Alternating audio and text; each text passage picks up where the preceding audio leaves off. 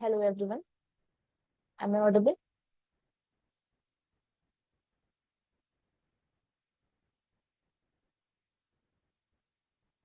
Hello. Yes, Yes, ma'am. ma'am. Okay, so this is your week three open session.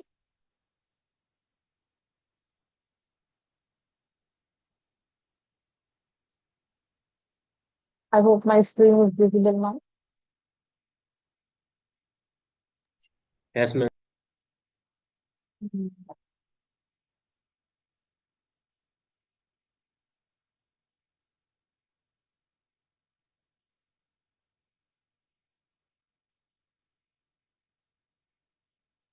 Just a minute.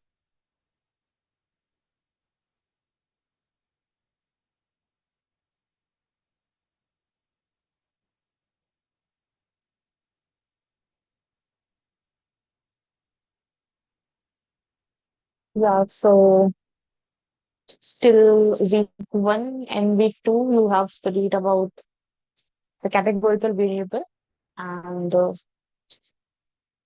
you studied about the descriptive statistics and inferential statistics and what is sample, what is population, and then we studied about what is data and how we represent the data in variable and cases.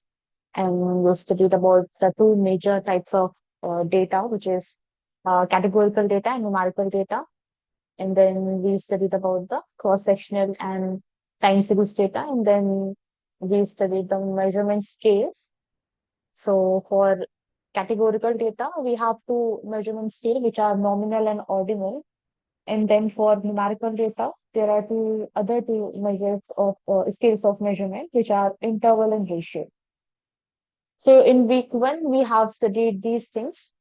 And in week two, we specifically studied about the categorical variable. So in categorical variable, we must have studied these things. Then like how we create frequency table and how we represent our categorical variable in through charts. So we studied two charts, pie charts and bar charts, and then mode and median for categorical data. So everyone knows about these topics, right? More or less, yes. Okay. Okay, so in week three, you have to study specifically about the numerical variable. Okay. So majorly two types of variables are there, categorical and numerical. So in numerical, there are further two types of numerical variable, discrete and continuous. So anyone would like to describe what is discrete and what is continuous variable?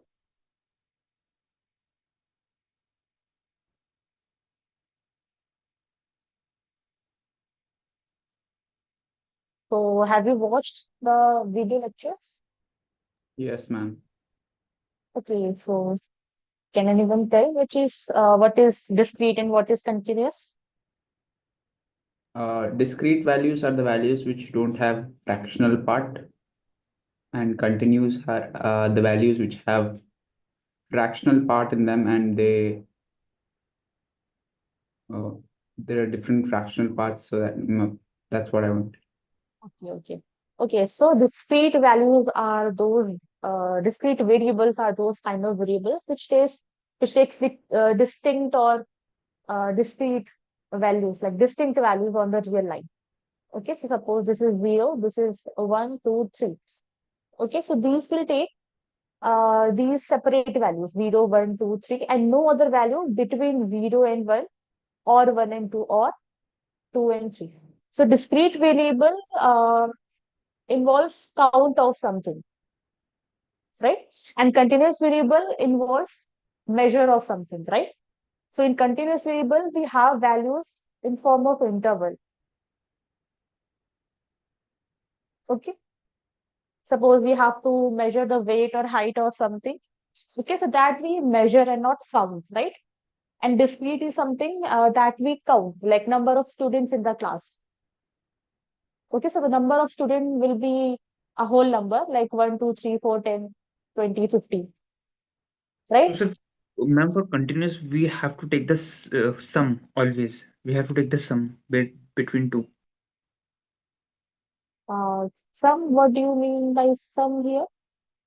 That you have said na in the bracket. So in the bracket, so Okay, so continuous is like, okay, so suppose you have, let's take example of bag, where the bag limit is from 0 to 15 kg. Okay. which limit, ma'am? Okay, suppose in the airport we have a, bag limit, right? Like we Okay, can take 0 to 15 kg weight of a bag. okay, Okay, so like suppose the lower limit is 0 and the upper limit is 15. Okay, so suppose this is our limit for a continuous variable. That variable can take any value in this interval. So the weight of the bag can be 1 kg or 1.5 kg, okay, or 10 kg or 10.32 kg, right? Or 10.345 kg, okay? So it can take any value in this interval, right? So there can be a lot of numbers between 0 to 15, right? So okay, ma'am. this kind of variable is a continuous variable. Okay, so usually if you see it practically, so continuous variable are kind of variable which measure something. Okay, so we measure the weight of something, right?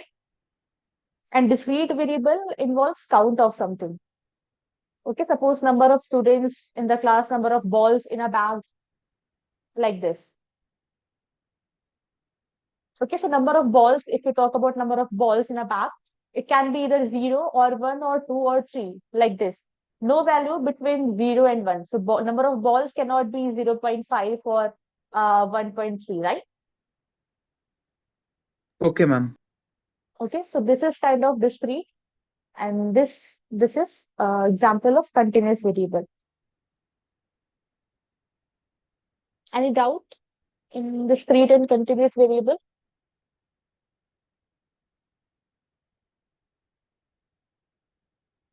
Okay, so let's move on to the next topic. So the very first topic in this numerical variable is how we arrange the discrete data. Okay, so suppose we have a small data in which we have small number of values which are distinct from each other. Okay, but some of them may repeat itself. Okay, so then how we arrange them? This is we have to study in this part. So suppose we have this kind of data. So this is an example. Suppose the data set reports the number of people in a household. And the following data is the response from 15 individuals. Okay, so these are the 15 values we have. And some of them may repeat. Like you can say 4 is 1, 2, 3, 4 times, right? So if you have this kind of data, then how we arrange them? This thing we have to study here. So what we do in this case, we write all the distinct values first. Okay. So in all these 15 responses, okay, we have 1, 2, 3, 4, 5. These are the distinct values. Now what we do, we have to write their frequency. So for counting the frequency, we can use the tally marks. Okay. So in this data, we can see how we make use of tally marks. So the first observation is 2. Okay. So this is 2, then 1. So we draw a line in front of 1, then 3, then 4, then 5, then again 2, okay, then 3, 3 times 3,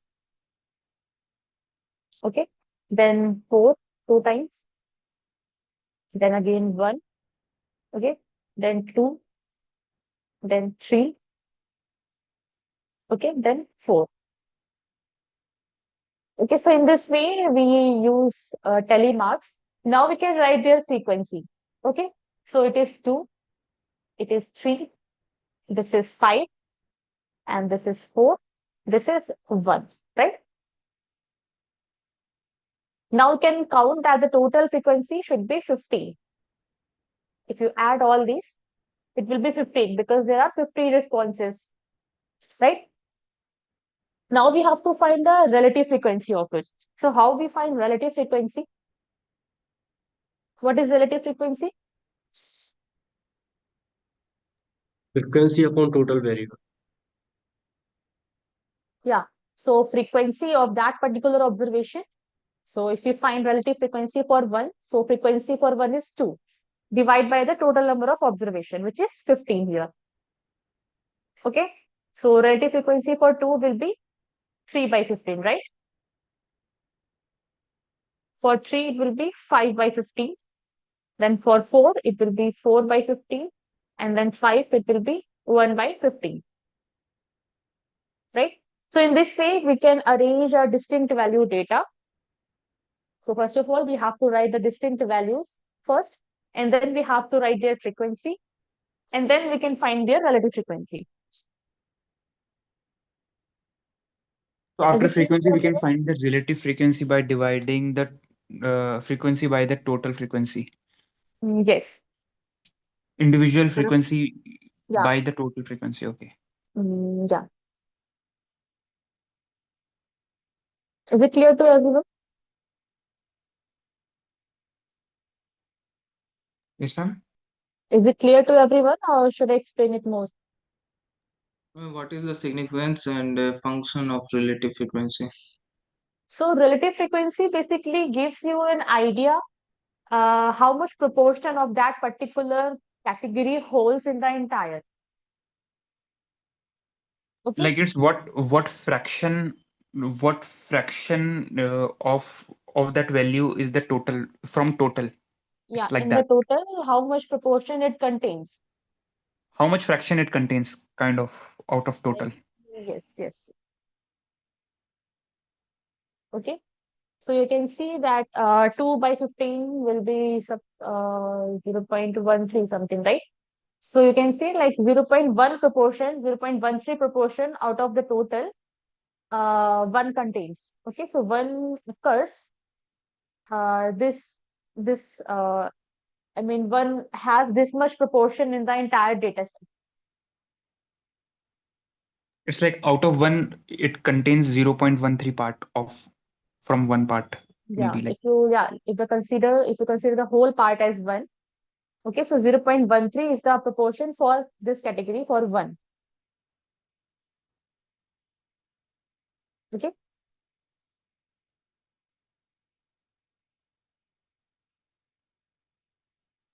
Now next we have to study how we can organize the continuous data.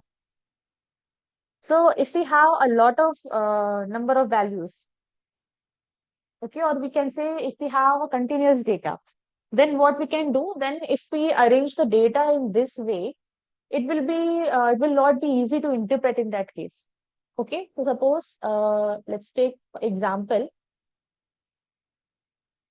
Okay, so this is the example in which we have 50 observations, right? And there are multiple distinct values. So what we can do, we just make intervals of those values, and then we write the frequency in that interval. Okay, so if we use previous method, that will be tedious for us because there are so many distinct values. Okay, so what we can do in the continuous data, we can make class intervals. Okay, and then in the class interval, we write the frequency. Okay, so for class interval, we need to understand few points here. What is the lower class limit, upper class limit, class width, and class mark? Okay, so lower what class is a limit. continuous, ma'am, what is a continuous data like? Okay, so here you can understand if you have so many values. So in generally, you see that continuous is something which is in form of interval. Suppose in the previous example, it was from 0 to 15. So in 0 to 15, there are lot of values. So if you have a large data set, okay. So if you have a large data set, then noting the distinct values and writing their frequency will not be a better idea. So we can make class interval in that case, right? If you have a small number of distinct values, then we can use this method. But if we have a large number of values, so in that case, making class interval will be beneficial for us.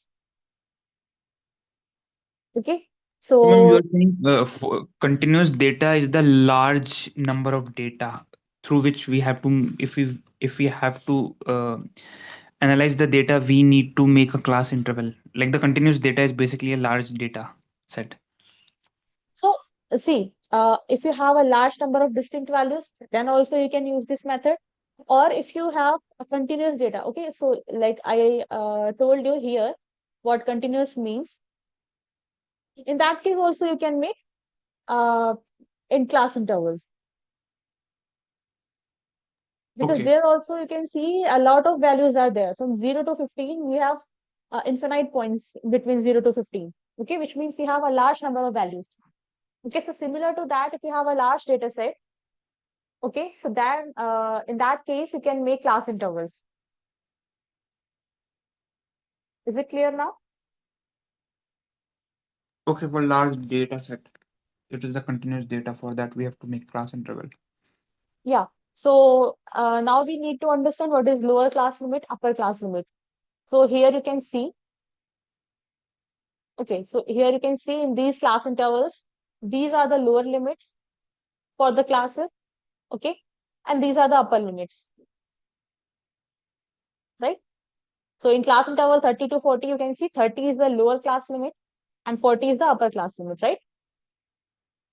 So this should be clear.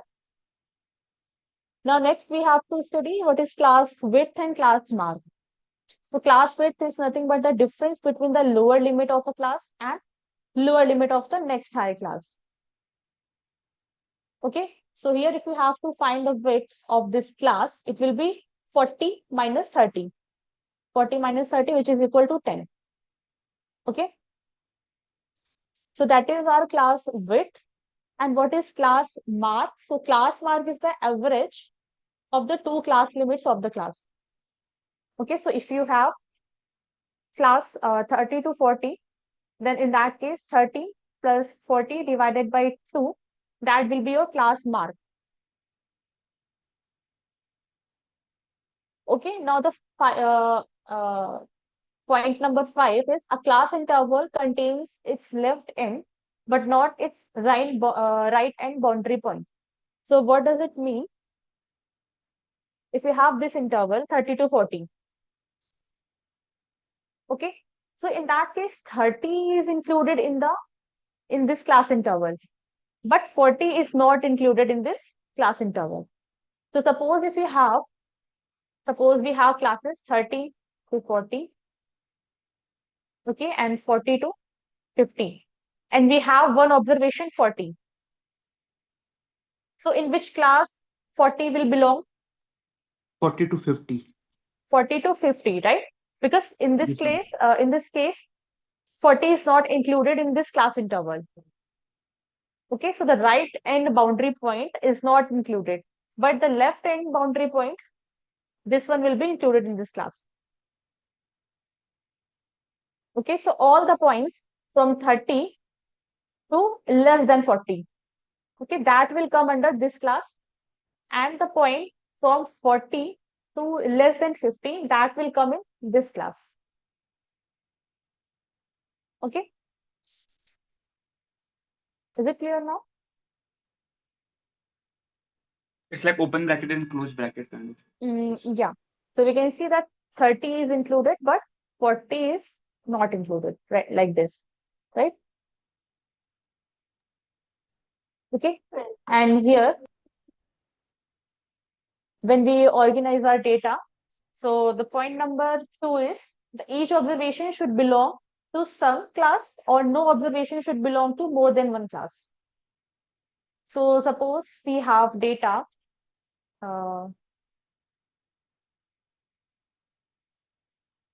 suppose we have class intervals like 5 to 10, 10 to 15, then 15 to 20. And we have observation 4. Then in which class it will belong?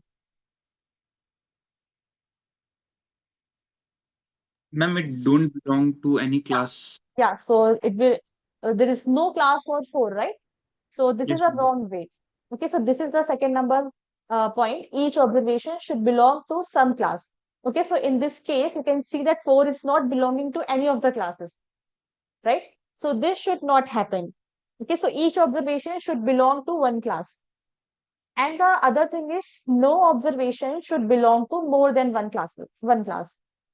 So in this sentence, suppose if you are making class intervals like 5 to 10 and then 8 to suppose 8 to 15.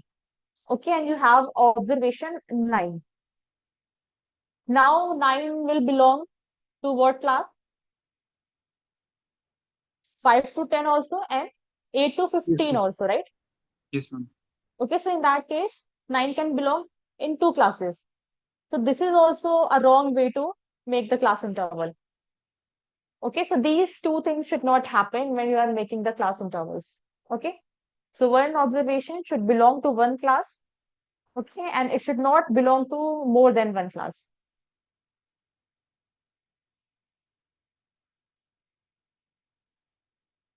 And the third point is that the class interval should be of equal length. So this is generally like advisable to make class intervals of equal length, but it is not a compulsory thing. Okay, but if we make class intervals of equal length, the calculation part become more easy. So this thing is advisable. And the number of classes that we choose is also subjective. It depends on the data set. Okay, but advisable if we make number of classes between 5 to 20. Okay, also there is no Ma'am, what 5 restriction to 20? so these number of classes that we make. So it is advisable that we should make the number of classes 1, 2, 3, 4, 5, 6. Okay, so here number of Okay, classes okay. are 6. So it is advisable that we should make classes, number of classes between 5 to 20, but it's not compulsory, but it is advisable because it Okay, makes ma'am. our calculation more easy. Now, again, you just have to write the frequency using the tally marks, and similarly, you can find the relative frequency. Okay, so for few observations, I'm writing the tally marks. Okay, and the similar way you can find it. So 68 will belong to what class? Ma'am, it 60 belong to to 60 to 70 class. 60 to 70, right? Then 79 will belong to 70 to 89, right? Then 38 will belong to 30 to 40, right? So in this way, we just Yes, have to ma'am. write We can the do tally that. marks first and then Yes, frequency, and then we can find the relative frequency, right? yes, ma'am. It is easy. We can do that. Yeah. Okay. Next is how we make the histogram of numerical data when we have the data arranged in form of class interval. Okay, so what we do is we have class interval, we have frequency. So on the x-axis, we represent our classes, and on the y-axis, we represent the frequency of the class. Okay, so first class is 30 to 40, and the frequency is 3. So from 30 to 40, we have to make a bar like this. Okay, it should be like straight line. I am drawing it manually. So, okay, like this. Then 40 to 50, frequency is 6. So in 40 to 50, we have to make bar like this. Okay. Just a minute.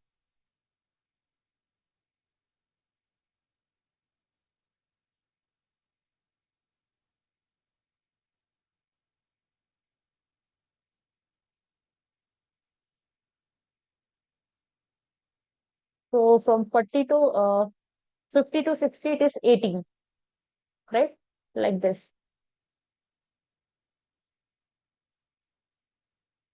So in this way, we make our histogram. Okay. We have to see the class intervals and the corresponding frequencies. Is it clear to everyone now? Then again, 60 to 70, it is 70. Okay. So like this. Yes, ma'am. So it should be a straight line. I am not using any ruler, so it's not very good here.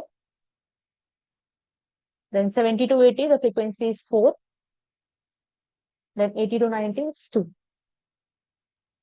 Okay, so this is how we make histogram.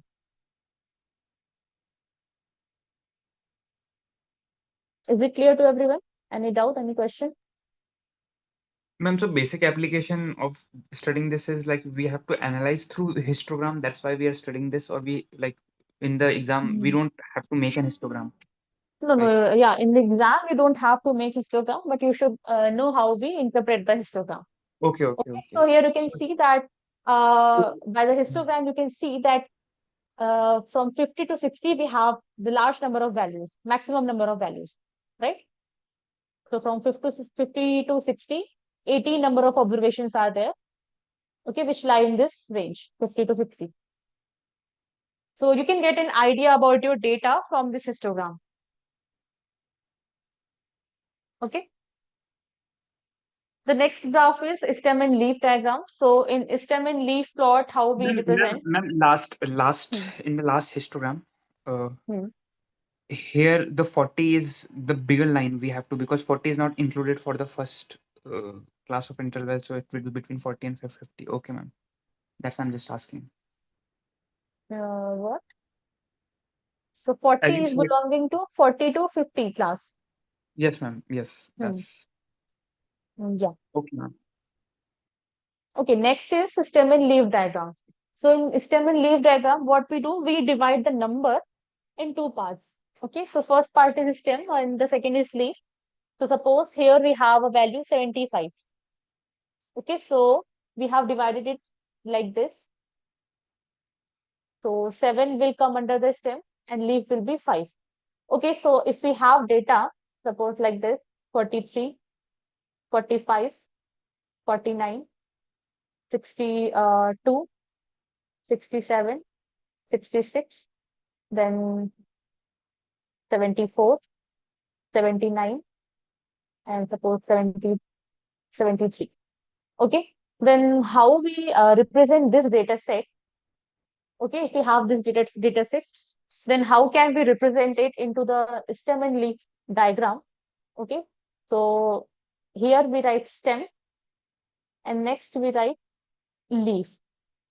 Okay, so here you can see 43, 44, and 49. So stem will be 4. Okay, and in the leaf part we write 3, 5, and 9. Okay, then 62, 67, and 66. So in the stem we will write 6, and in the leaf part we will be writing 2, 6, and 7. Then we have 74, 79, and 73. So stem will be 7 and leaf will be 3, 4, and 9. Okay, and the points that we should keep in mind is that here we should write all the values in increasing order, and here also. Okay, so like here you can see it is 62, 67, and 66. But you have to write 2 first, then 6, and then 7, not 2, 7, or 6. Okay, and in the stem also you have to write the values in increasing order. So this is the correct way to represent the numerical data in stem and leaf plot. Okay, so if you have a stem and leaf plot like this, how you can interpret it? So it just tells you about the observations that are present in your data set. So from this line, you can see that stem is 4 and in leaf we have 3, 5, and 9. So it will be 43. Okay, if you are not given this data set, you are given only this stem and leaf plot. Okay, so how can you write the number of the observations from this stem and leaf plot? So the first observation is 43, the second is 45, and the third is 49. Okay, next will be 62, then 66 and 67. Okay, then 73, 74, and 79. Okay, so what we do, we divide these numbers in stem and leaf into two parts. Okay, ma'am. Okay, it's easy. Okay, it's clear to everyone? And what if data is of 3 digit? Yeah. So if you have 3 digits, so then also suppose if you have numbers like 432, 431, 435. Okay, then how can you divide it into stem and leaf? So stem will be 43 and leaf will be 1, 2, and 5. And one more thing here is that writing the key of that stem and leaf node is very important. So whenever you are seeing a stem and leaf plot, there will always be a key given to you below the plot. So here, so suppose this is a stem and leaf plot. So key will be given like this, that 4/3 represents 43. Okay, so here you will have Okay. to represent with the key that for 43, this line, and 1 represents 431. Okay, so key is very important to understand how we are representing the stem and leaf plot. Okay, ma'am. Okay. Okay, so you can define the key, and accordingly we have to see the observations. Okay, so these are the like the steps that we have seen.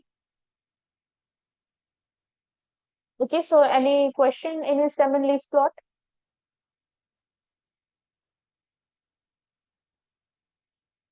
No, Okay, ma'am. so It's like easy. the same things are written here, that write the stem from smallest to largest in vertical column to the left of a vertical rule. Okay, and the same for the leaf also. Write each leaf to the right of the vertical rule in the row that contains the appropriate stem. Okay, so we have to write the numbers in increasing order only. Okay, so this is one of the examples. So here the following are the ages to the nearest year of 11 patients admitted in a certain hospital. So this is our data. So how can we represent this data in the form of a stem and leaf plot? So we have 15 and 10. Okay, so both 15 and 10, 10 comma 15 will have the stem 1, okay, and leaf 0 and 5. Okay, so now you can write that it is 1 and 0, which means 10, and the next is 1 and 5, which means 15. Okay, then next 22, 29, 23, 25, 28. So all these observations, we have the same stem 2, and then we can write 2, 3, 5, 8, 9. Okay, so 22, then 23, then 25, 28, and 29. Okay, then next 36, 31. Okay, so 3 and 1 and 6 in this way. And the next we have 45 and 48. So 45 and 48 will have the same stem 4, and then in the leaf part we can write 5 and 8. Okay, so this is the way of representing the data set in stem and leaf plot. I hope it's clear to everyone.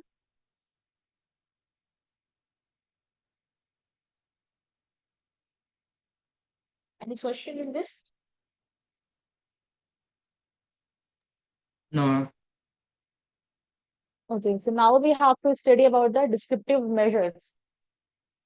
Okay, so to get the information about the numerical data, we have two types of measures, two types of descriptive measures.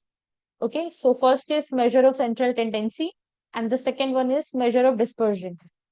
So in measure of central tendency, so these measures gives you an idea about the central part of the data set. So which means, what do you mean by centered part of the data set? So it gives you a value around which all other values of the data set are clustered. Okay, which means it gives you a value around which maximum observation will lie. And measure of dispersion gives you about the gives you the spread or variability of the data set. Okay, so it gives you a sense how much the data values, data points are spread out from each other.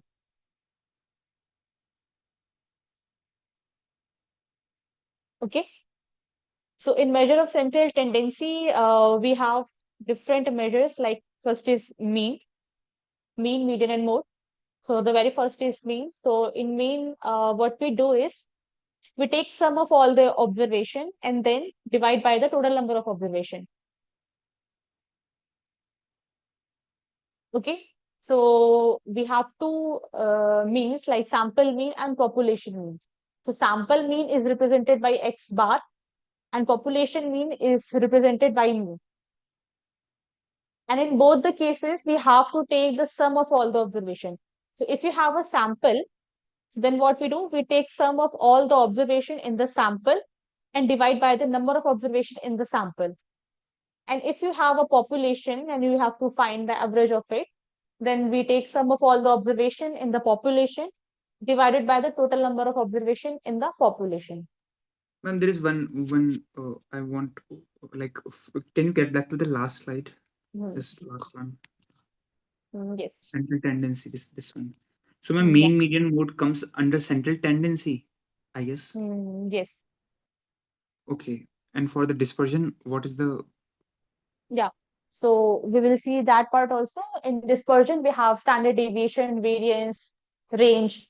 Okay, so we have measures for dispersion also. We will see it later in this session only. okay, ma'am? Okay, so first we have to study about the measure of central tendency. Okay, so the first one is mean. So how we calculate the mean of the data is it clear now to everyone? Yes, ma'am. It's We just quite have clear. to take sum and divide by the number of observation. Okay. So suppose you have this data set. Okay, what we just have to do, just take the sum of all the observation, divide by the total number of observation, which is 10 here. Okay, so the mean of this data set will be 59. Okay, ma'am. Okay, now we have to see if you have group data set. Okay, like if you have some values and with their frequencies.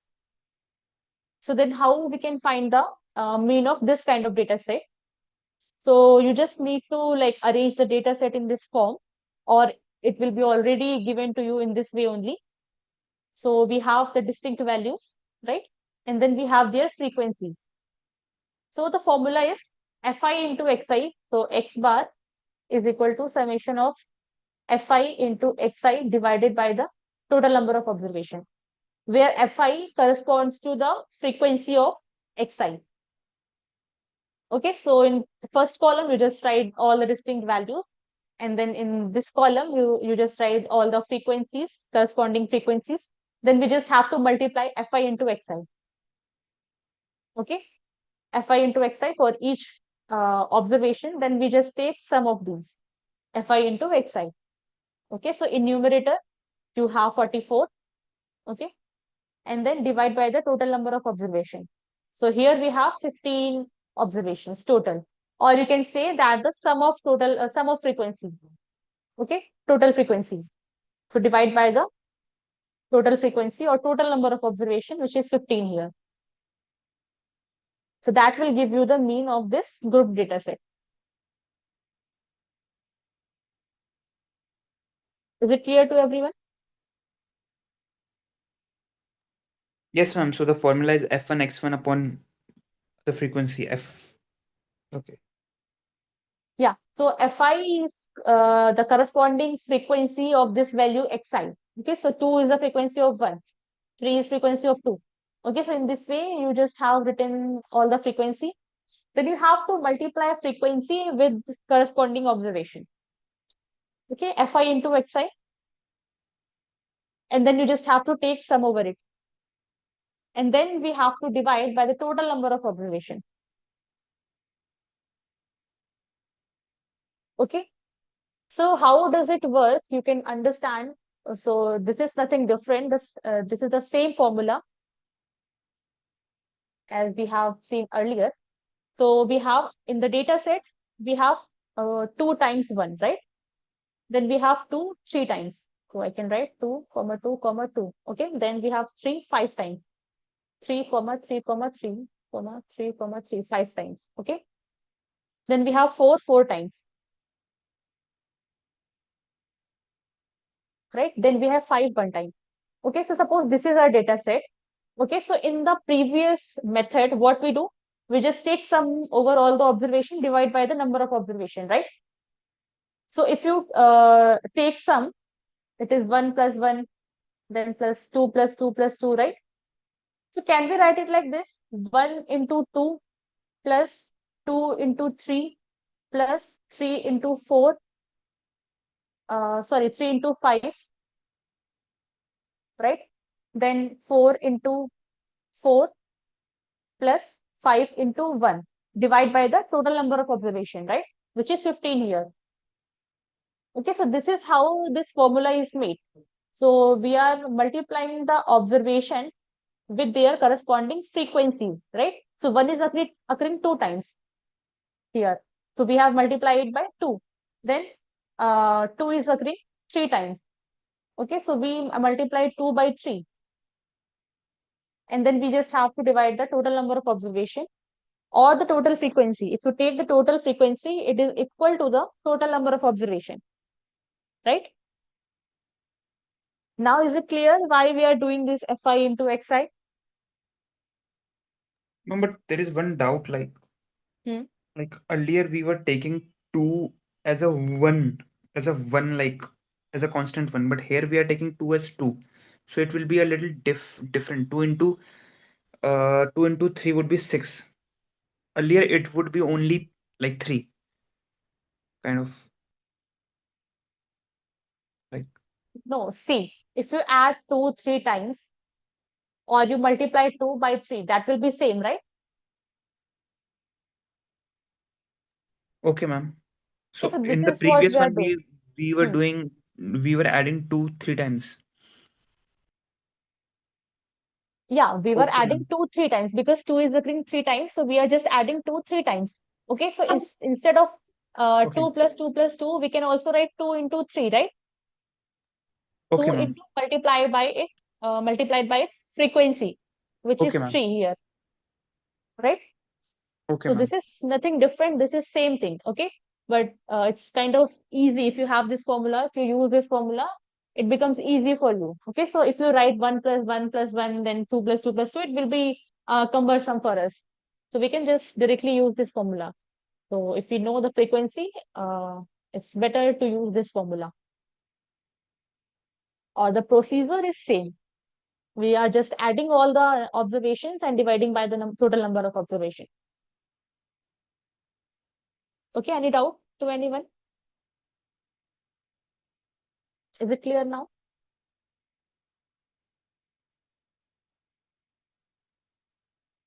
Okay, then. So now we have to study mean for the data, which is arranged in kind of class intervals. So here what we do is the method is same. The only difference here is that this mi part. So what we have to do, these mi are the midpoints of this class interval. So what we have to do, we just have to take midpoints, okay? Which means 30 plus 40 divided by 2. Okay, so midpoint, how we find midpoint? So this is the class mark. Okay, so for this class 30 to 40, it will be 30 plus 40 divided by 2. For the next class 40 to 50, it will be 40 plus 50 divided by 2. Okay, so in this way, you just have to find the midpoint first. And then again, you just have to multiply these points with the corresponding frequencies. Okay, so this is kind of similar summation of Fi into Mi you just have to take and then divide by the total number of observations.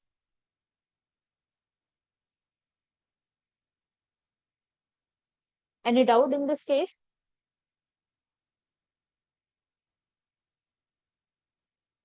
Is it clear to everyone? So ma'am, here we have to take the midpoint. That's Yeah, what it is yeah, making a that's what. difference. That's Yeah, what. so in the earlier case, we were multiplying Fi with Xi.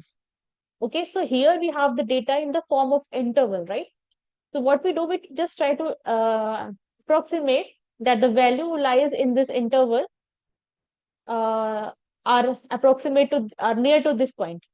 So we just take the midpoint of that interval and multiply the frequency with that midpoint, and then take summation of these, divide by the total number of observations.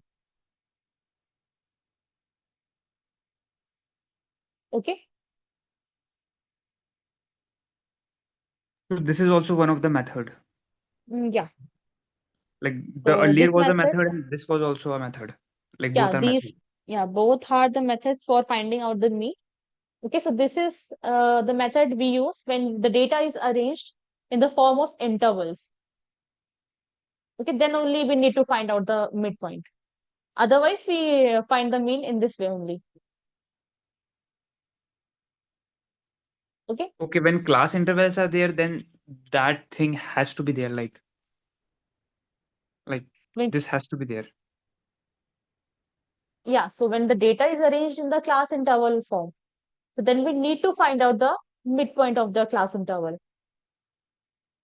Because here we don't know what is xi. Okay, because xi is observations are lying in this range, in this interval, 30 to 40. So in this example, you can see there are 3 observations. So with what you will multiply the frequency. Okay, so that's why we take the midpoint of this interval. Okay, so we will multiply the frequency by the midpoint of the interval. Okay, Okay, ma'am. don't Okay. make it too No, ma'am, complex. it's easy. It's just Easy, easy. right? Yeah. Okay, so this is the how we find the mean. Now we have to understand what is the effect, like how the mean is affected when we add a constant and multiply a constant to each data set, each data point.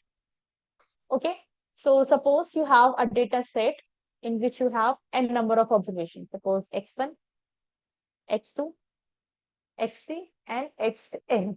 Okay, and for this data set, we have mean x bar. Okay, now what we are doing, we are adding a constant to each data point. C is a constant value. We are adding C with each data point. So x1 plus C, then x2 plus C, then x3 plus C up to xn plus C.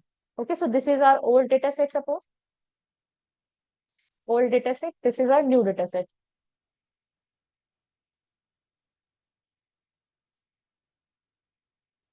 And this is our new data set. Okay, for old data set, we already know that x bar is the mean. For this new data set, when we have added this constant, now we have to find the mean for this data set.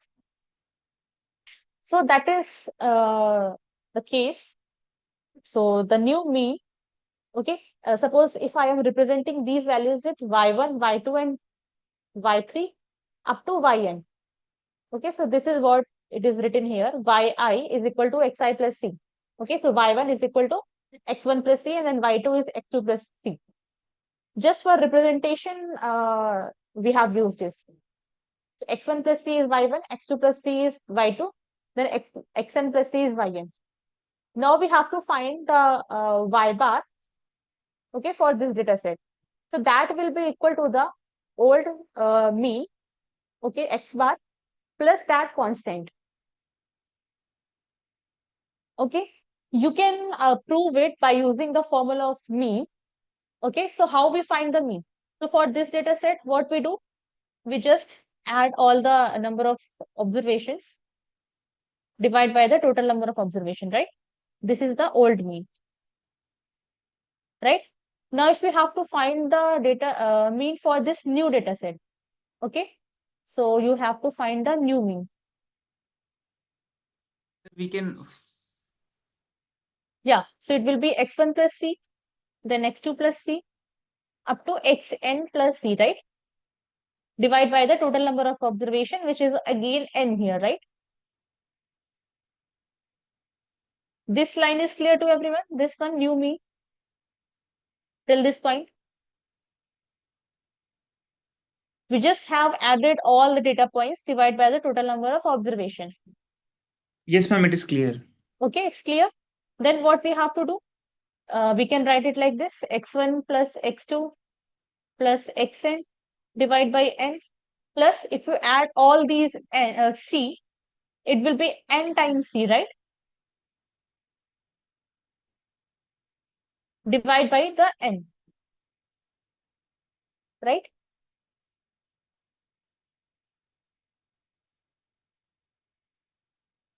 Is it clear? See, in this step only, Yes, ma'am, what it we is have clear. done, Yes, ma'am, it it is is clear. x1 to n, and then n times c. Okay, and then divide by n. So this is what? This is the old mean, right? Which is x bar. And this will be c because n and n will be cancelled out, right? So now you can see that the mean of the new data set, which is y bar, it will be equal to the x bar plus c, right? Now is it clear to everyone? Yes, ma'am, it is Okay. clear, I guess. So you can verify this thing by taking an example. So this is suppose one example. Okay. You just have to add. Okay. So this is an example of marks of the students. Okay. And the teacher has decided to add 5 marks to each student. So we just have to add 5 to each of the observation. Now you just take mean of this data set. So it is 64, which is equal to the old mean 59 plus 5. Okay. So this is the case. So whenever you have to, we are given a data set and some constant is added to the new data set, and we have to find the new mean. We can directly use this formula. Okay. We just have to add that constant into the old mean and you will get the new mean. Similarly, if we multiply any constant to the data point, okay, so mean will be affected in this way only. So the new mean will be equal to the old mean into that constant value. Okay, so similarly, if we have x1, x2 up to xn, okay, so for this mean is x bar. Now, if you have c times x1, c times x2 up to c times xn, okay, so how will you find the mean of this data set? Cx1 plus cx2 up to cxn divided by n, okay, and I can take c common, so it will be x1 plus x2 up to xn divided by n, okay, so which is c into x bar, right?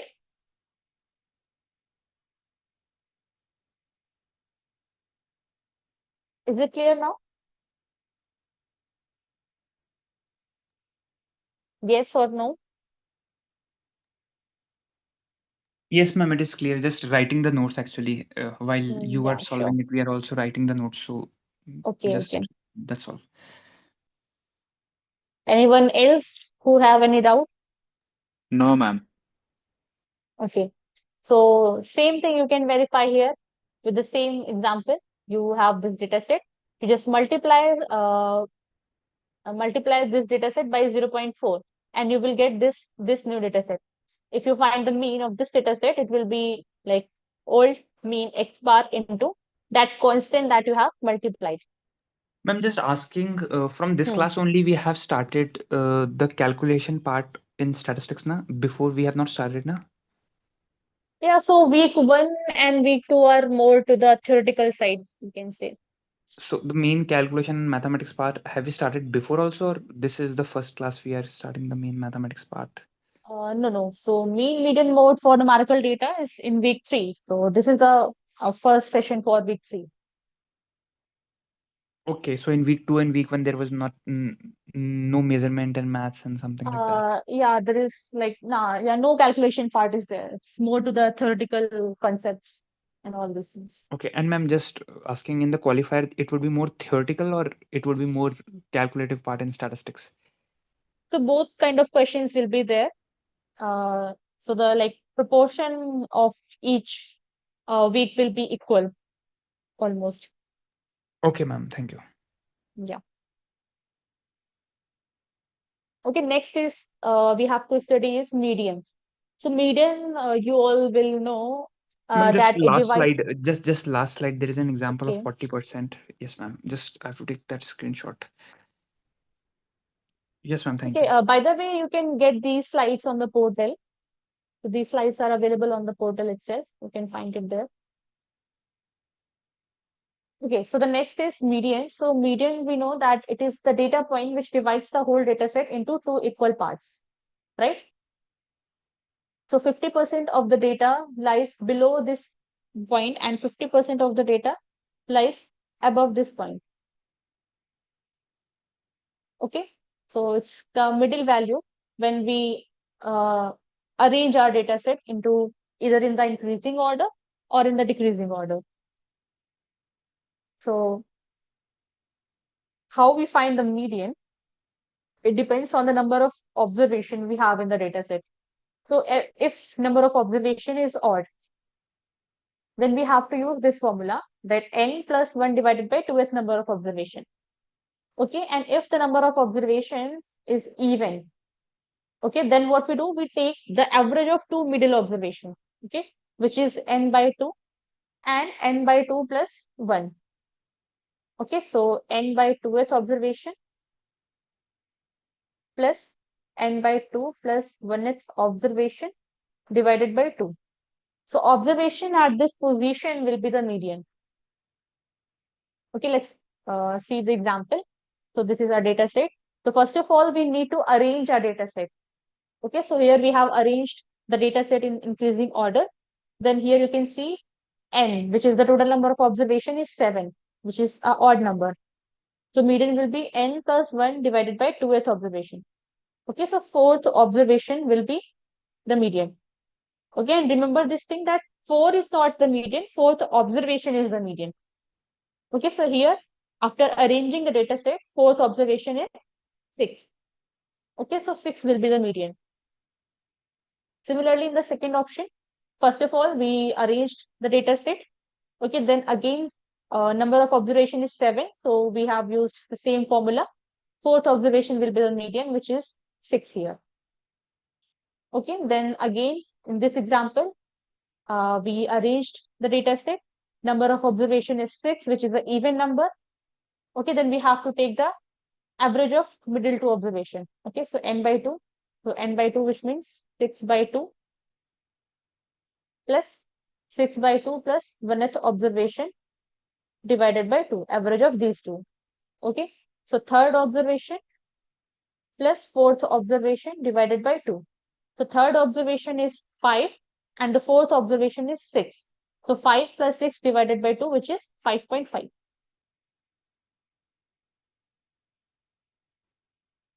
Okay. Is it clear to everyone how we find the median?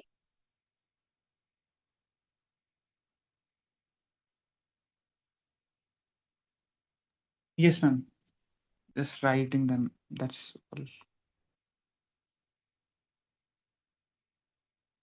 Others are listening to me or not? Yes, ma'am.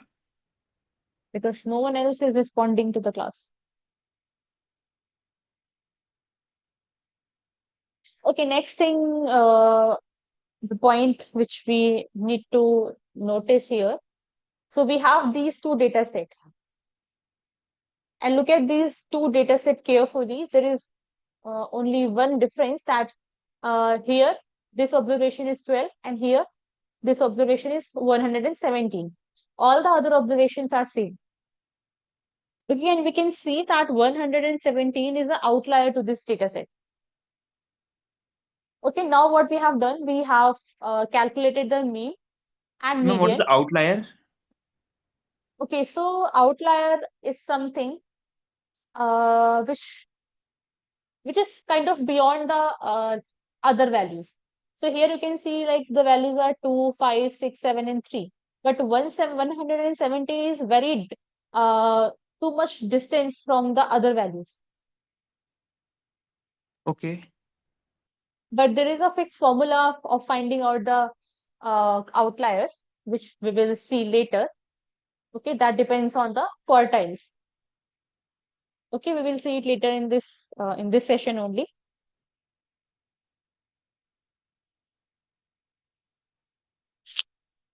Okay, so you can see that 117 is kind of outlier here.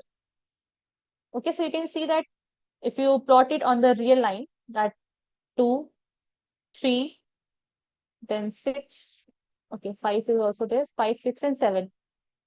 Okay, and 117 is too far. Okay, like suppose it's here. So you can see that all the data points are clustered here in this range, but the outlier is something which is too far. Either it will be too maximum from the other values, or it will be very low from the other values, or it can be like minus 84, which behaves very different from the other data points. Okay, so how we can find it mathematically? So there is a fixed formula of finding it out that you will see it later. Now is it clear? Like So, you outlier, get the an definition idea. of outlier is which behave differently from other variables. Yeah, like that value which is very different from the other data points. Okay, from the other So data you can points. get that idea from this. So as you can see, like 2, 5, 6, 7 are near to each other, but Yes, ma'am. 117 But is too far. these 2, 1, 1, 7, 5, 7, they are the data points, or they are the variables. They are the data points. Okay, we can't call them variable. Variable is a different thing. Okay, ma'am. Okay, so for both these data set, we have find out the sample mean and median. So you can see that when we have introduced some outlier to the data set, mean has changed a lot. Earlier it was 6, but when we have introduced an outlier, which is 117, the mean has changed to 21. But the median is still the same for both the data set. So this is how you can say that mean is very affected by the outliers, very sensitive to the outliers, but median is not sensitive or affected by the outliers, because median is based on the, like, it's a positional measure, right? It depends on the position of the data point. Okay, but when we when we calculate the mean, it takes into account of all the observation, because we have to take sum of all the observations. Suppose x1, x2, x3. Suppose xn is something which is an outlier, right?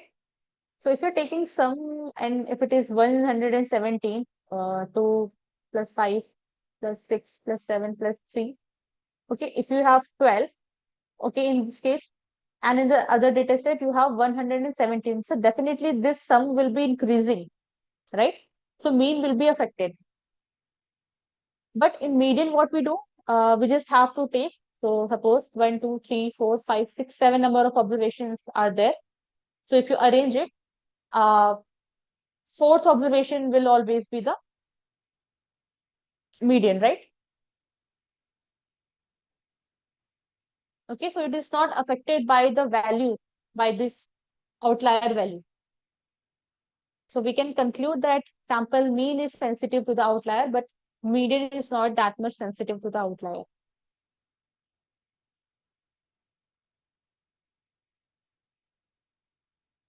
Are you getting my point? Yes, ma'am. Okay. So the next we have to see is the effect of adding a constant or multiplying a constant to the median. So again, if you add a constant or multiply a constant, so new median is affected in the similar way as mean is affected. Okay, so the old mean or old median plus C, that will be your new median. So suppose you have data set x1 plus x2 plus x3 plus x4. Okay, I will not write the permission.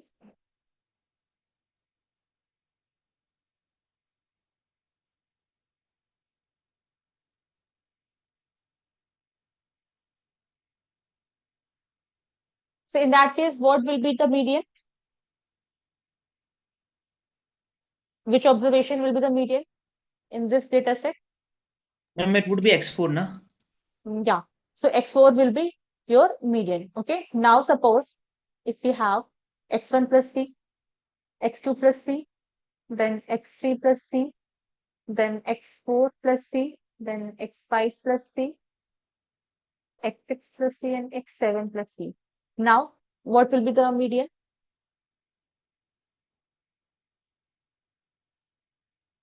Ma'am, it would be x4 plus c only. X4 plus c, right? So this is what written here. New median will be equal to the old median plus c. Okay, because median depends on the position, right? So fourth observation will always be the median. Okay, so if you add something, okay, so that x4 plus c will be the new median.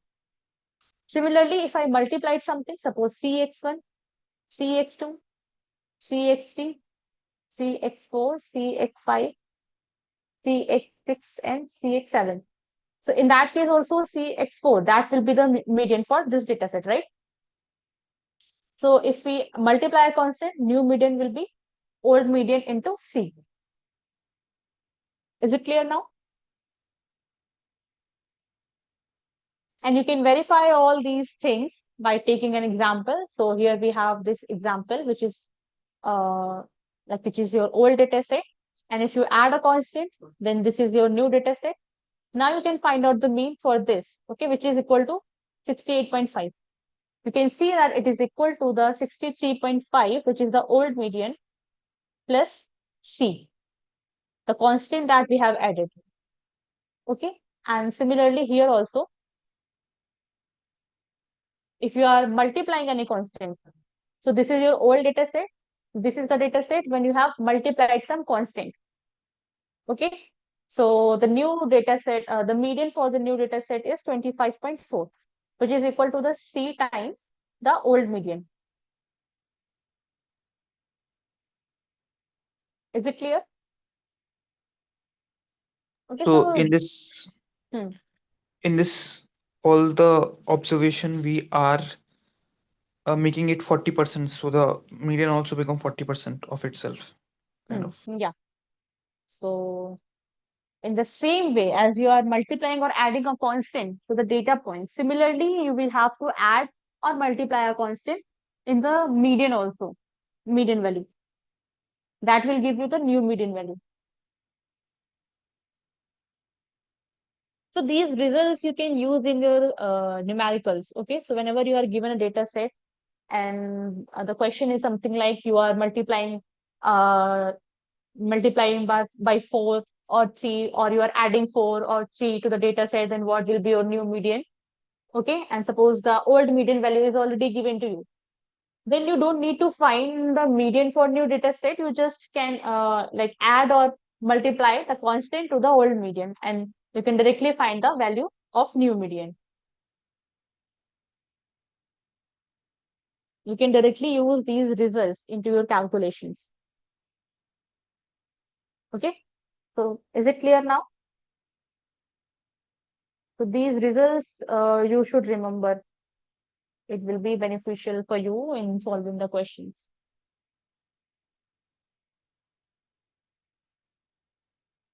Any question, any doubt? No, ma'am. Then we have mode. So mode, I hope you all know that mode is the observation which has the maximum frequency. Okay, so mode of the data set is the most frequently occurring value. So you have the data set, you can find the frequency of each observation. Okay, and if no value occurs more than once, then the data set will have no mode. Okay, if all the observation are occurring only for one time, like all the observation has frequency 1 only, then there will be no mode. Okay, otherwise the observation with the greatest frequency will be the mode. So in this question, in this example, you can see that 7 is occurring 2 times. So 7 will be the mode. Here also you can see 7 is occurring 2 times and all the other observations are occurring for 1 time only. So 7 will be the mode. In the third example, you can see all the observations are occurring for 1 time only. So there will be no mode. Ma'am, I have a doubt. Hmm. What if all the values occur twice? then in that case, it's the data of multimodal. Okay, because it's not like there is one observation which has maximum frequency. There can be two observation or multiple observation which have same and maximum frequency. So all these observation will be the mode. Okay, ma'am. Okay, suppose 7 is occurring 3 times, and 7 is occurring 2 times. Suppose 6 is also occurring 2 times. Then in that case, 7 and 6 both will be your mode. So the data will be called as bimodal. Got it, ma'am. Okay. And if all of them are occurring, then all of them will be mode. Yeah, all of them will be mode, but generally it not happens that all the observation occurring for same number of time. But yeah.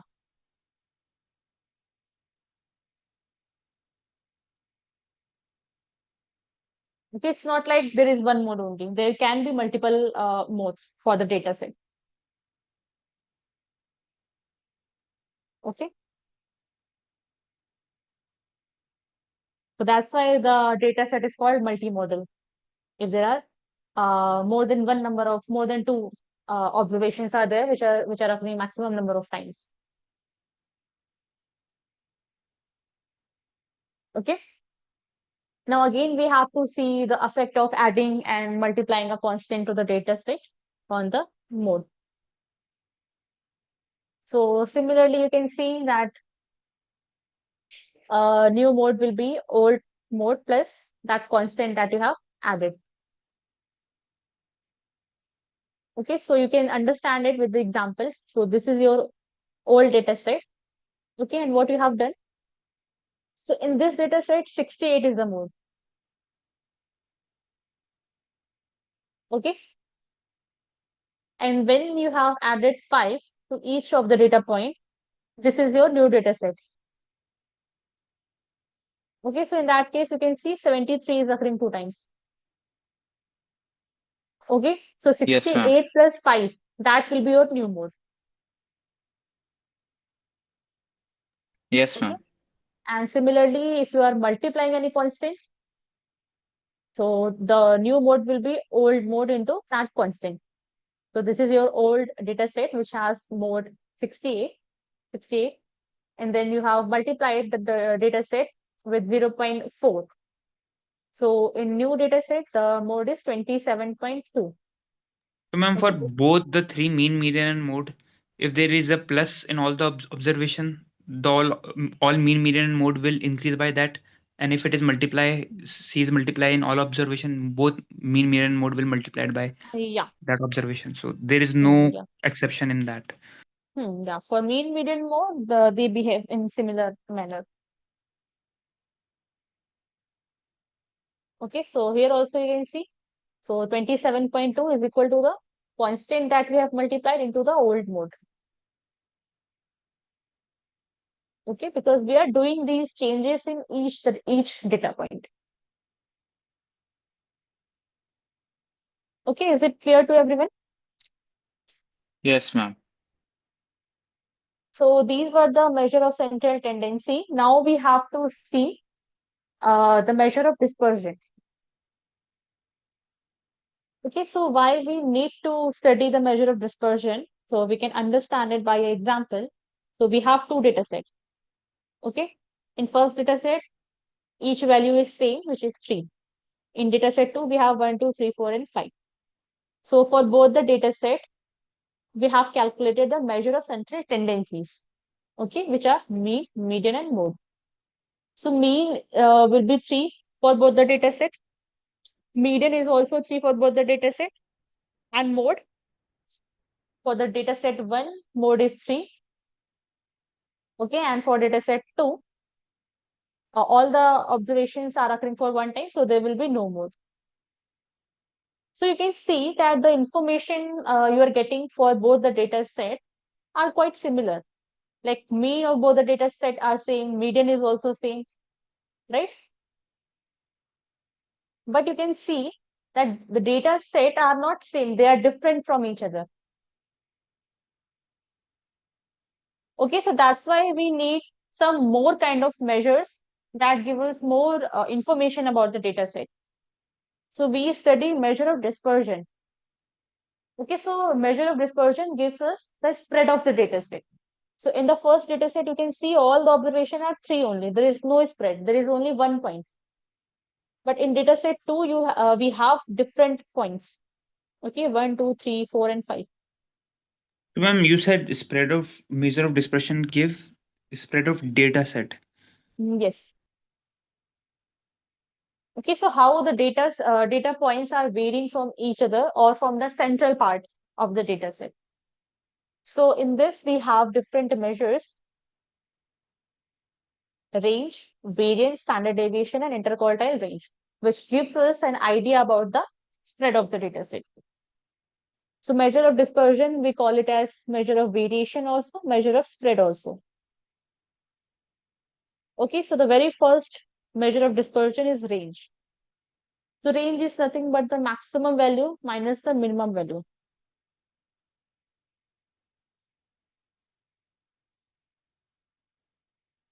Okay, so in the data set 1, we can see the maximum and minimum value are same, which is 3. So range will be 0. And in the data set 2, we have maximum as 5 and minimum as 1. So the range is 4. Okay, so by the range here, you can see that range is 0, which means we have only one data point in the data set, right?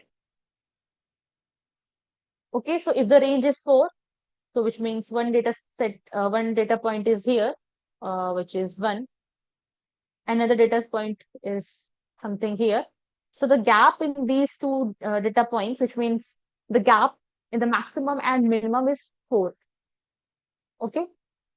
Suppose we have another data set in which we got, suppose this is x1 and this is suppose x2.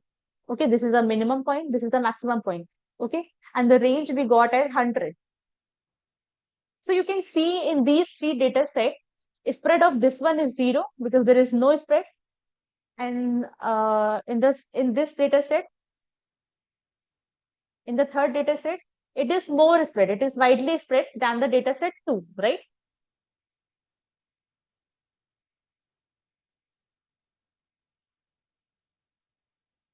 Is it clear? Are you getting my point? Here the range is 100. So it is more widely spread than the data set 2 because here the range is only 4.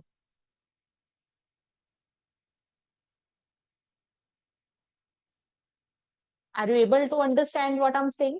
Yes, ma'am. Okay, so in this way, you can find out the spread of the data set and you can compare the 2 data set also. Okay, so it is giving you a sense of spreadness of the data set. Okay, so we can see that range will be sensitive to the outlier. So suppose in the data set 1, we have 1, 2, 3, 4, and 5. And in the data set 2, we have 1, 2, 3, 4, and 15. Okay, suppose 15 is the outlier here in the data set 2. So maximum here is 5 and 15, minimum is 1. Okay, so we can see the all the other data points are same. Only one data point is different because we have introduced an outlier in the data set, which is affecting the range of the data set a lot. Right? So we can see that range is Yes, ma'am. sensitive to the outliers. So whenever there is an outlier in the data set, range will not be that much better measure to have the understanding of the spreadness. Okay, so next measure of spread, measure of dispersion is variance. So in range, we take only 2 observations, maximum and minimum. Okay, that depends on only on the 2 observations, maximum and minimum. But in variance, we use all the observations in the data set. Okay, so in contrast to the range, the variance takes into account all the observations. Okay, so what we do in variance, how we find it, we take sum of the squared deviations of the observations from its mean. Okay, so we will see it later in the example how we find it. First of all, there are 2 kind of variance: sample variance and population variance. So there is a small difference in both of these two. In sample variance, we divide by the total number of observation in the sample minus 1. But in population variance, we divide by capital N. Okay, so what we do, suppose we have a data set like this. What we need to do, we have to write all the data points here first. Okay, then we need to find the mean of the data set first, which is X bar. Okay, then we have to take the deviations from the mean. Okay, so this is 68 minus the mean is 59. Okay, so mean of this data set we have already computed in the previous question examples. So this is nothing but 68 minus 59. This is 79 minus 59. Then this is 38 minus 59. Okay, like this. So this is 66 minus 59. So first of all, we need to find out the deviations or the difference of each data point from the mean. Then what we do, we take square differences. Okay, we take square of it. Then we just have to take summation over these. Okay, summation of xi minus x bar whole square, and then divide by the n or n minus 1. That depends on what we are calculating. Table. The summation of deviation of mean, it doesn't come to 0.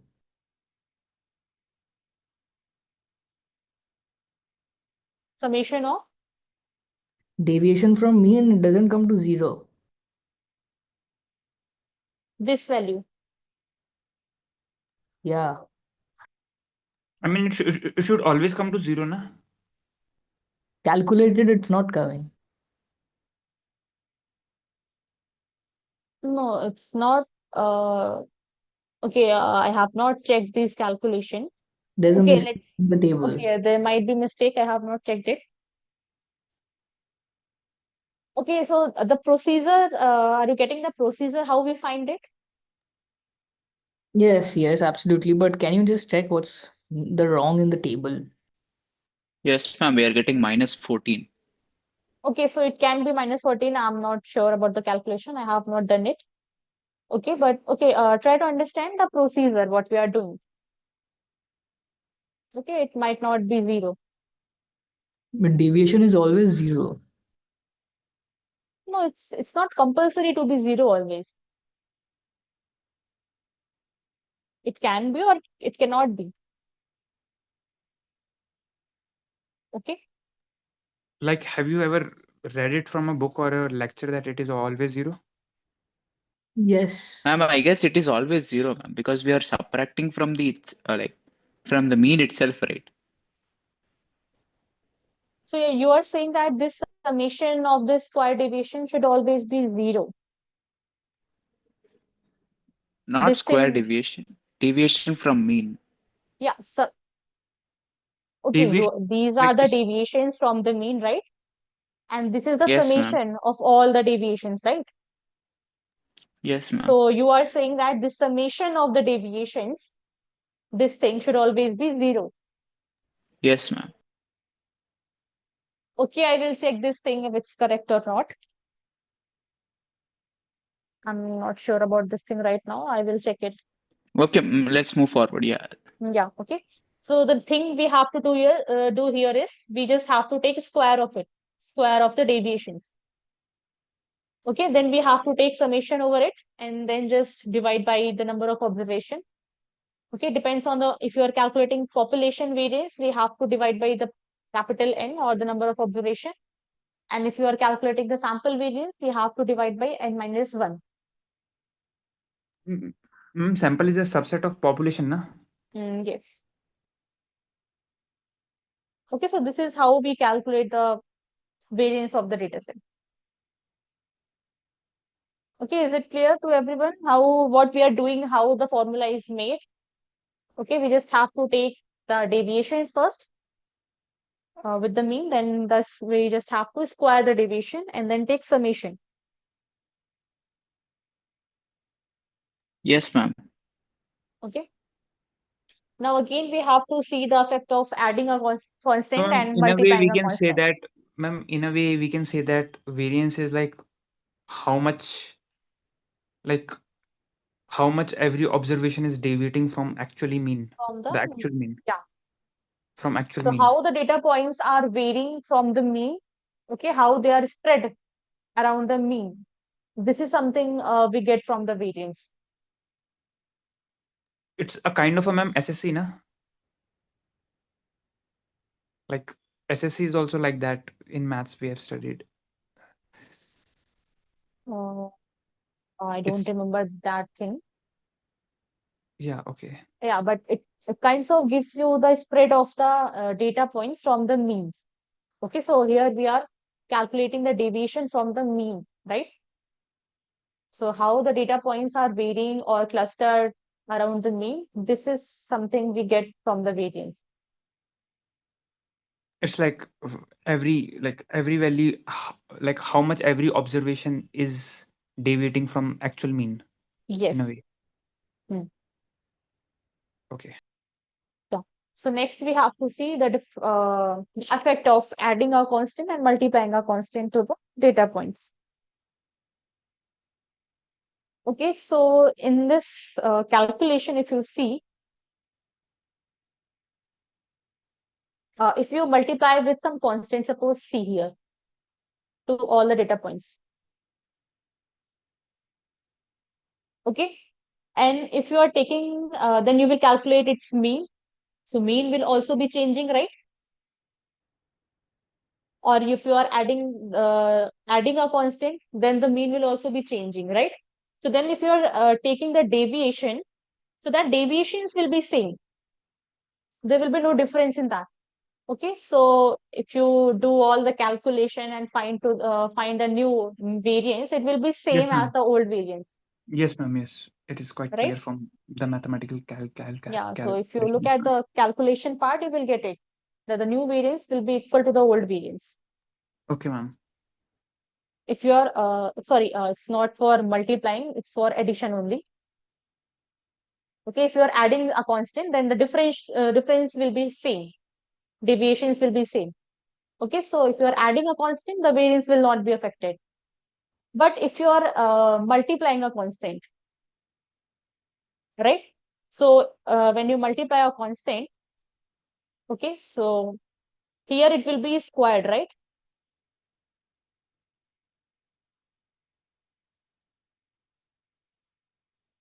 You can take C common here. This will be some deviation, and then what we are doing, we are taking square of the deviation, so it will be C square, and then you will take summation of it. C square will be there. Okay, so if you are multiplying a constant, new variance will be equal to the C square times the old variance. If you look at carefully at the mathematical calculation part, then you will understand it definitely. It will be that constant in square of that constant times the old variance. We can verify it with the example. Ma'am, We but have this in data the set. for Hmm. the sample, why we are subtracting one? I mean, for the population, that number is there for the divide, but for the sample, why we have to subtract one and divide for the variance? So this is something the formula is made I mean, like there has to be uh, some reason now, because variance is yeah, coming by the there will formula. be some reason. I'm not really sure about that thing as of now. But yeah, definitely there will be some reason. That's how the formula is made. Okay. Okay, ma'am. Yeah. So are you clear with this point? When we multiply a constant, then how the variance is affected?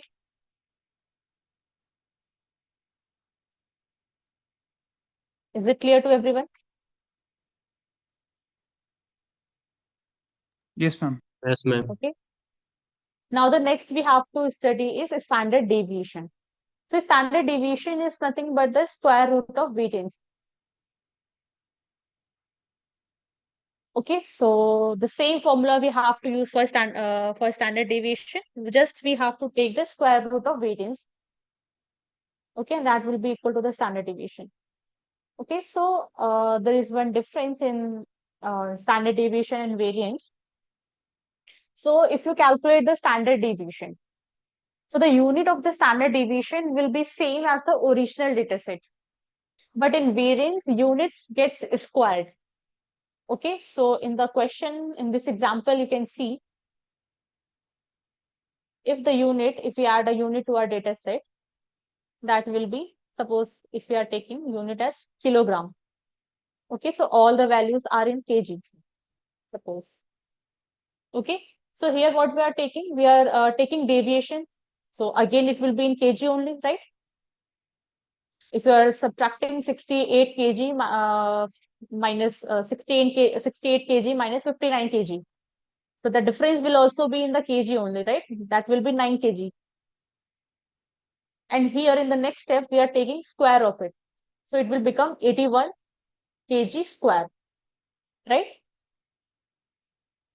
If you look at the calculation, you will understand this part. Now what we are doing, we are taking summation of it.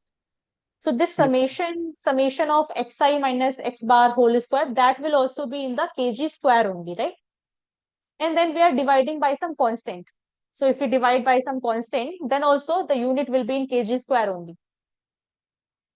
So the variance that we are calculating here, if the unit is kg in original data set, unit for variance will be kg square. Okay, and when we calculate standard deviation, so standard deviation is equal to the square root of variance. Okay, so if the population variance is 189.8 kg square, so it will be, the standard deviation will be square root of 189.8 kg, right? If you take square root of kg square, it will be kilogram. So standard deviation comes into the same unit as in the original data set. But Ma'am, for variance, can we units go will to the differ. formula of standard deviation, how it is calculated? It is calculated by It is same, okay, nothing different in standard deviation. You just have to, okay, so this is the formula for variance, right? Just take square root of it.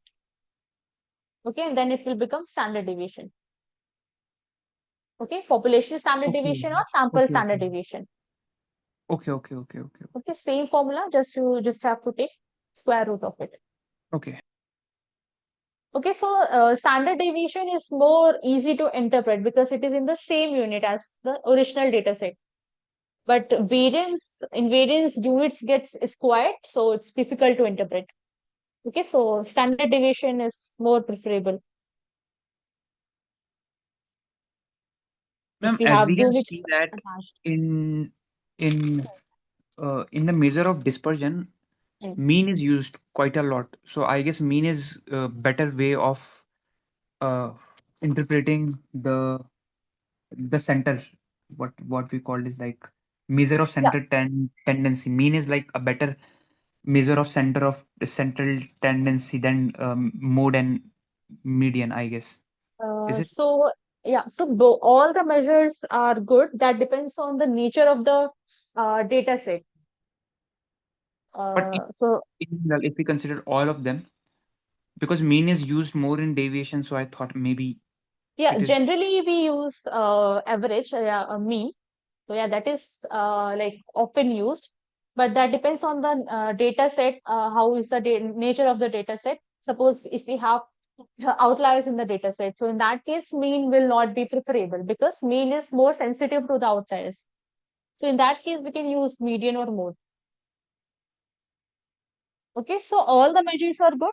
Yeah, mean is generally often we use it most of the time. It's good, but we should take like how the data set is performing, like what's the nature of the data set and what kind of study and what is the objective of our analysis. So that depends on those things also.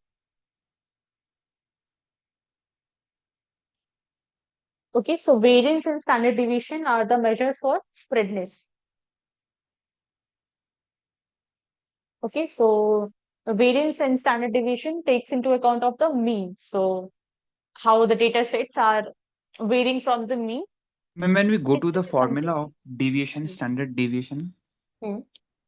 like when we will go to the formula, we'll see like, Okay, yeah. can we go to, yeah. Yeah, so the same formula you have to use for the standard deviation also.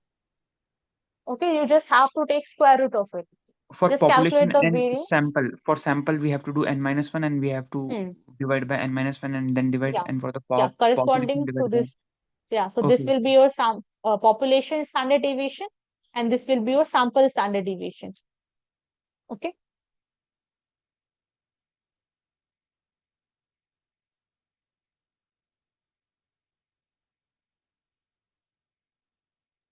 Now, similarly, again, effect of adding a constant and multiplying a constant to the standard deviation. Okay, so we know that variance is not affected when we are adding a constant, right? And standard deviation is nothing but the square root of variance. Okay, if we take square root of at both the sides, it will be standard deviation, new standard deviation, that will be equal to the old standard deviation, right? So standard deviation will also be not affected if we add a constant. Okay, and if we are multiplying a constant, so we know that variance is equal to the square of that constant times old variance. Okay, so if you're taking square root at both the sides, so your new standard deviation will be equal to the c times the constant that we are multiplying into into the old standard deviation.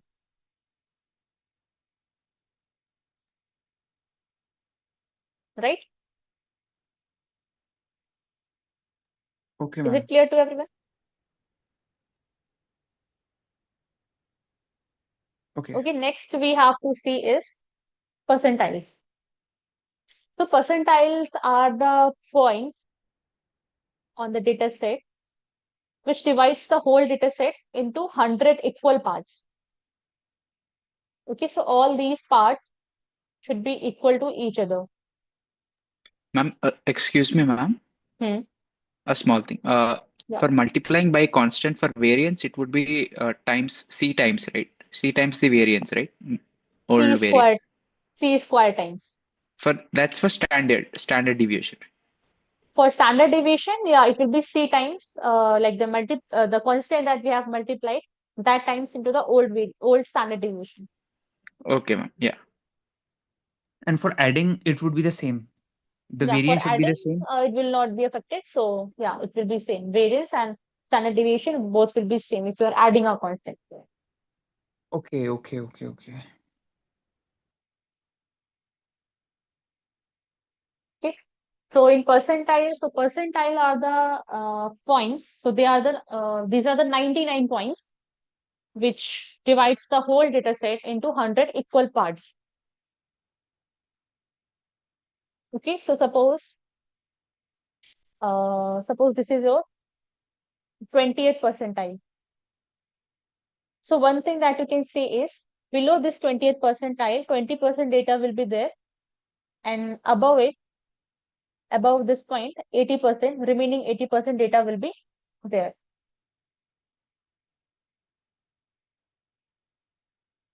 Okay, so these are the 100 equal parts.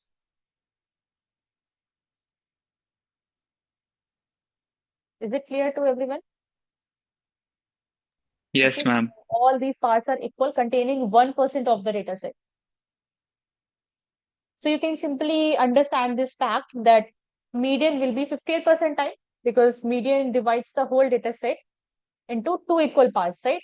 So below the median, 50% data will be there, and above the median, 50% data points will be there. Okay, so that will be your 50th percentile, right? Now we have to see how we calculate these percentiles mathematically.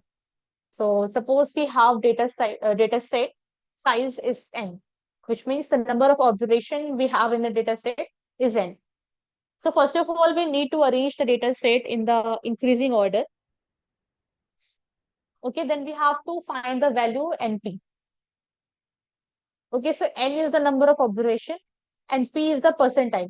So if you have to find the 25th percentile, so p will be equal to 0.25. If you have to find 50th percentile, p will be 0.5. Okay, so how we find it? It is 25 by 100. Okay, so this is the p and n is the total number of observation. Now we have to find out the value of np. So there are two cases when np is an integer and np is not an integer. So if you calculate the value of np, if it is not an integer, okay, so suppose if you have calculated the value of np and it is not an integer, suppose it came to 7.8. Then what we have to do, we just have to determine the smallest integer greater than the np.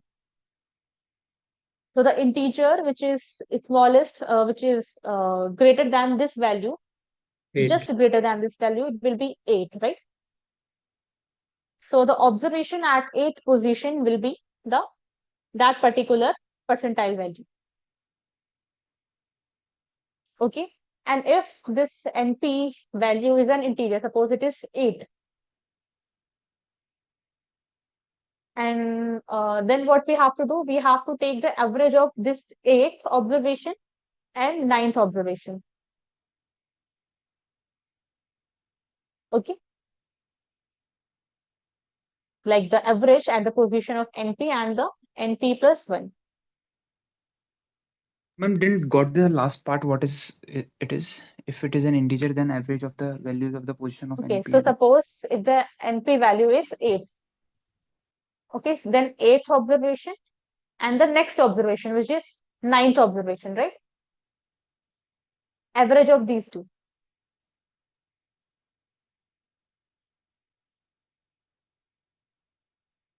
Okay, So, ma'am, we so have to like for if NP is an integer, like if the percentage, Hmm. like NP is a percentage point, na? no, see, p is the percentile value, okay, and n is the number of observations. So we need to check this value Okay. np. So either it will be an integer or it will be a non-integer, right?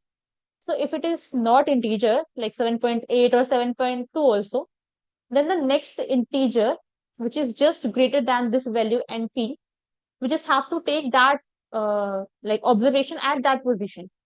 So here in that case, 8th observation will be that percentile value.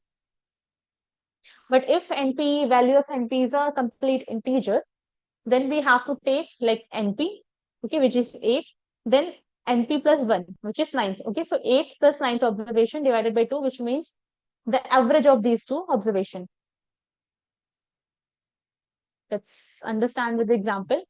So Yeah, suppose ma'am, this is NP is the basically the example. percentage point, na?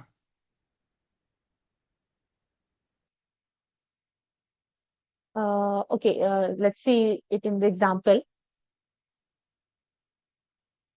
So suppose this is your data set, okay, that we have arranged in the ascending order. So this is your percentile value, like this is your 10th percentile, this is 25th, this is 50th, this is 75th, and this is 100th percentile. Okay, and this is the value of np. So if it is a complete integer, then what you have to do, so this is 1. So first and second observation and average of these two. If it is a complete, if it is not an integer, suppose 2.5, then we have to take third observation, which is 47. Okay, so then next, if you multiply 0.5 into 10, so it will be 5, which means fifth and sixth observation. So fifth observation is 61. This is fifth observation and this is sixth observation. So we have to take average of these two. Okay, similarly. And if you talk about this one, the last observation, which is the 100th percentile value. So 100th percentile value, which means the last observation in the data set, right? Which you can directly say that 79 is the 100th percentile because below this point, 100% of the observations lie. How we calculate p-value? It means we divide 100 into 5 parts. In this example, How we find p-value? I'm talking. Mm-hmm. So we No, divide we 100 just have, into, yeah, we just have taken random values of p. I think it So look like suppose, we divide 100 into 5 parts. No, ma'am. Actually, it's like we have n observation. So basically, n is 10. So 10 has to be divided into 100 part. So that would be 0.1. So 10 divided by 100, that would be 0.1 in that way. yeah. So which means like 10 observations are there. Okay, so these, like, if you represent these 10 observation on the data on a real line, so we have to divide all these data points into like 100 equal parts. 100 equal parts. Okay, so this 50th percentile is representing, suppose this is your 50th percentile. So it is representing that below this point, 50% of the observation will lie. And above this point, 50% of the observation will lie. Okay, and how we find this p-value? So we have to find 50th percentile, okay? So 50 divided by 100. So that will be 0.5. Okay, and if you multiply 0.5, which is p, and n is 10, you will get 5. Ma'am, but in the second, Hmm. why it is going 0.25, 0.5, 0.75? Is there any pattern or it's like random they have taken? For every corresponding of p, we have to find the NP. Is it like that? Or there is some kind of a condition where p No, is no, no, no, different? no, no, no pattern. No, there is no pattern. Okay, like we just have taken some random values of the p. Okay, you can take any other percentile value also. Okay, you can Suppose take we want 53rd find 70 percentile, percentile, then how we will find 70 percentile? 70 percentile. Okay, so it will be 70 divided by 100. Okay, so that will be your p value. Okay, which means p is 0.7. Okay, and n is your 10. Right? So that will be equal to 7, right? So this is your value of NP. Now what you have to do, this is an integer value, right? So 7th observation plus 8th observation divided by 2. So what is the 7th observation here? 68 68. And and then 68. again 68. So average of 68 and 68 will be 68 only, right?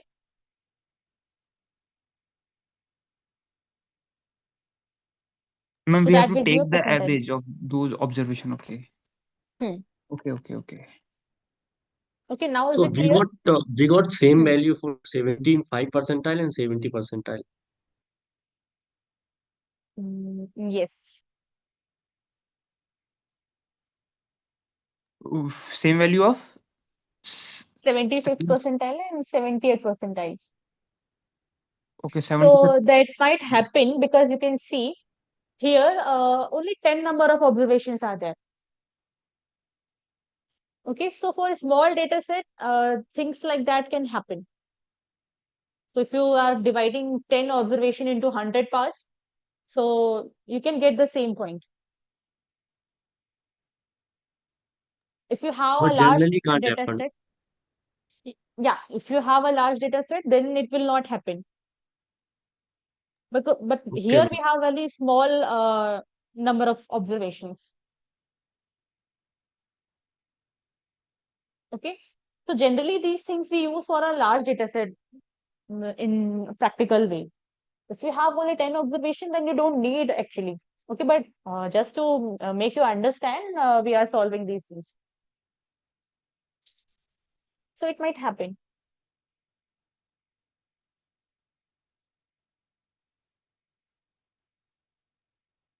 Is it clear to everyone? Yes, ma'am. So there is two main point that you should remember. You need to find out the value of NP first, and you have to check whether it's an integer or not. If it is an integer, then you have to take average of that particular value of NP and next value.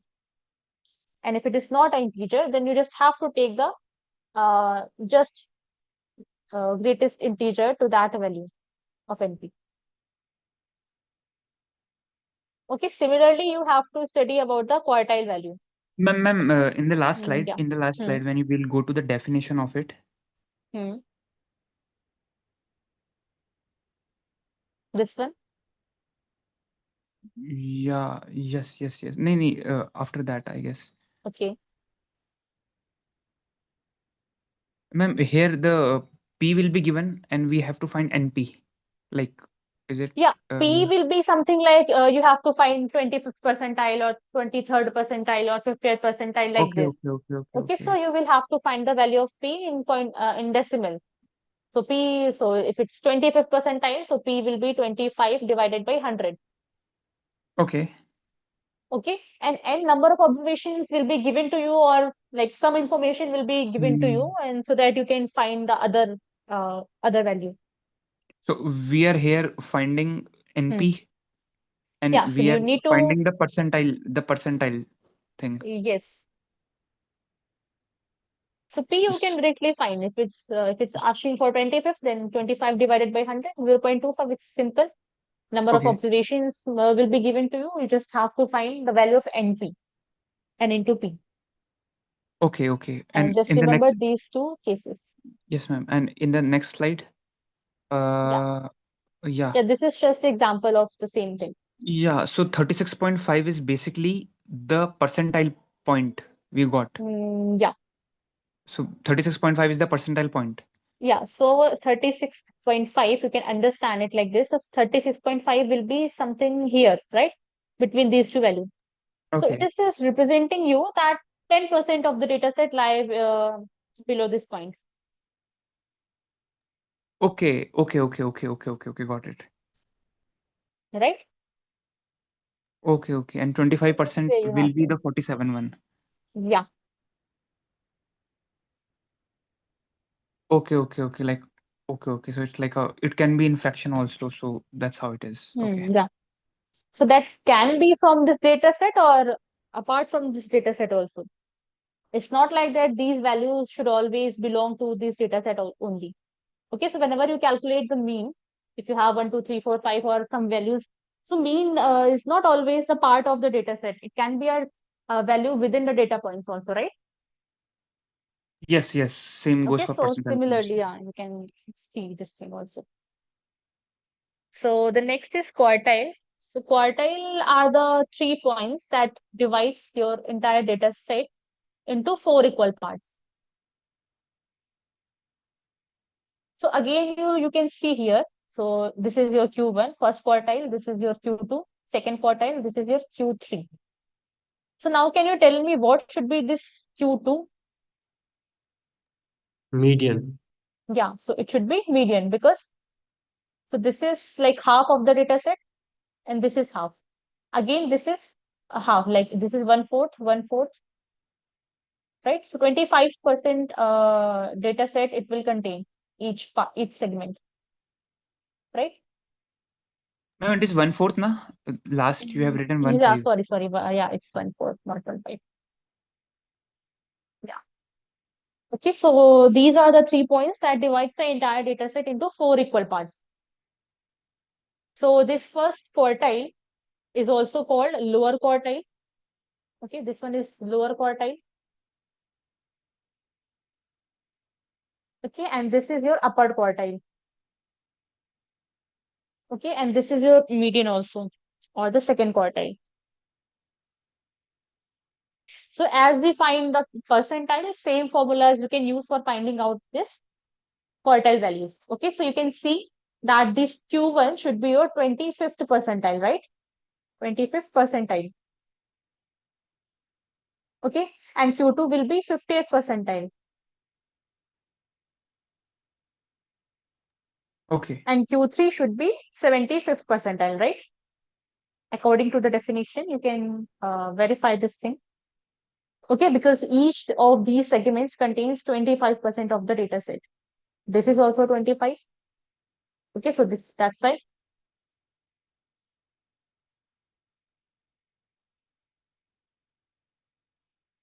So you can check that this is your 25th percentile at this point. Again, 25 plus 25, so it will be 50th percentile. Then again, 25 plus 25 plus 25, right? So it will be 75th percentile.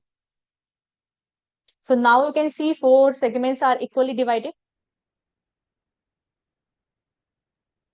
Yes, ma'am. Okay.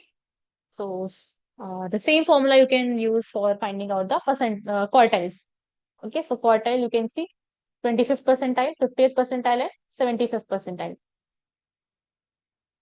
Next we see is the 5-number summary, in which 5-number summary is like minimum value, maximum value, and first, second, and third quartile. So first quartile, we know that it is 25th percentile. Okay. Ma'am, like Uh, when you are teaching, can you also tell me what are the most important like topics from where the questions can comes? Like there are percentile, there are standard deviation, there are quartiles, which are more important, so that we studied that those things more, so that more important topics, so that it is better for the qualifier. Like if you feel that this topic is important, do let us know. Kind of like which is more important. so every topic is important. So like you should know how to find the variance. That question may Okay. come, and like percentile, you should know how to find out the percentile. Okay, and mean, Okay. median, mode, like all these things are not that tough that you cannot Okay. understand it. So Okay. Okay. Okay, question may ma'am. come from anywhere. Okay, ma'am.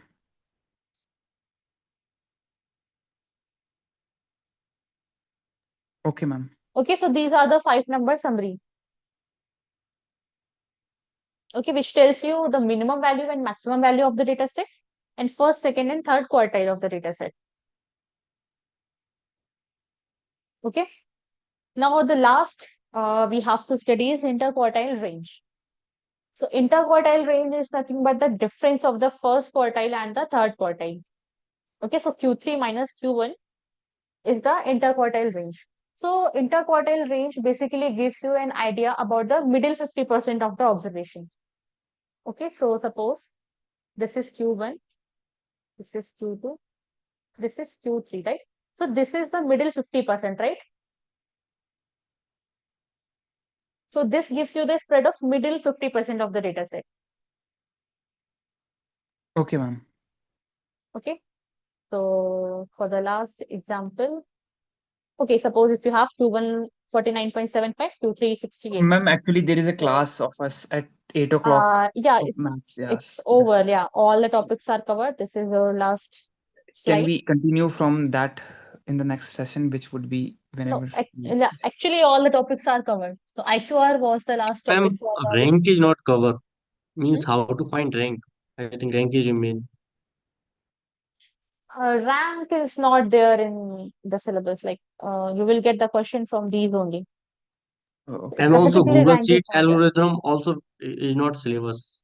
Google Sheet So algorithm. yeah, so these Excel part, like a Google Sheet part, will not be asked in the question in the exam. So that's for your understanding. So questions will not come from that part in the exam. Can you also explain in next class these things? What things? Google Sheet. Yeah, Google Sheet, how to find percentile by Google Sheet. Okay, so you can ask these things in the TA sessions also, Yes, ma'am. because next session will be doubt session and Hindi session. So we need to cover those topics first, which will be asked in the examination. So tomorrow. So tomorrow will be Hindi session. So you can ask in the TA session if you want. Ma'am, there is one thing actually for the maths Hmm. and other thing I was doing practice, but for the statistics I was not that much serious like in terms of attending classes. So if from here I can like before this class we have already studied only the theory part. Now there is nothing like something like calculation part which is more difficult in more ways. Yeah, So so in week 1 and week 2, yeah, it's more theoretical side. Yeah, because okay, it's like an introduction to the statistics. So okay, not much calculation in those okay. 2 weeks. Okay, and ma'am, like for the first semester, Hmm. for the qualifier is the first semester, is it? Uh, Like for the yeah. So we'll gonna study statistics for how many months in general? I'm asking you. so Like there are it will two be. papers like statistics 1 and statistics 2 in the foundation. Okay. So foundation is Yeah. divided into two parts. So statistics 1 and statistics 2. Mm. We can call it a semester of 6 months, kind of.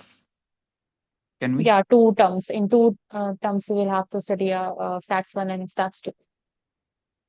Okay, so foundation is for six months, and in 6 months we have starts like starts 1 and In starts 2. one term, you will study like in this term, you will study statistics 1, and in second term, if you opt for statistics 2, then you will study that too. Okay, and for the first term it would be of how many months? It's 3 months. Okay, so foundation is of 6 months total, kind of. Total, I'm not sure like how many months, like there are so many conditions and all, so I'm not sure like in how many months you can complete it, but yeah, in one Like term if you there is have no to. condition, if one is doing at the pace of the course, that's what it is. Yes. Okay then, ma'am. Thank you so much.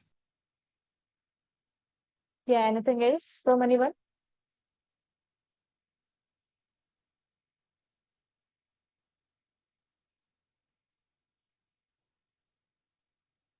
Okay, then we can end the class.